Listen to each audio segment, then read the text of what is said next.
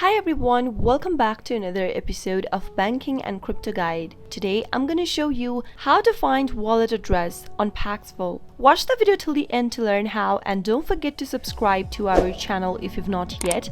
Press the notification bell so that you'll never miss another upcoming upload from us. Now let's get started with the video. Tap open Paxful application from the app drawer, and once you log into your account, you'll end up in the main homepage. Tap on the wallet button at the bottom of the screen and tap on receive at the top. Select the cryptocurrency you'd like to find out the wallet address of from the list displayed. Let me choose BTC. You'll be able to see the wallet address of your Bitcoin along with your QR code displayed in the pop-up. Share your wallet address with the people you'd like to receive cryptocurrency from. That is how you can easily find wallet address on Paxful. Remember that each cryptocurrency has a different wallet address, so if you don't want to lose your assets, make sure to choose the right cryptocurrency and always make sure to send the correct wallet address whenever you receive funds from your friends or anyone. That was how you can easily find your wallet address for Paxful. I hope the tutorial was helpful to you. If it was, go ahead and give us a thumbs up. I'll soon be back with more videos like this.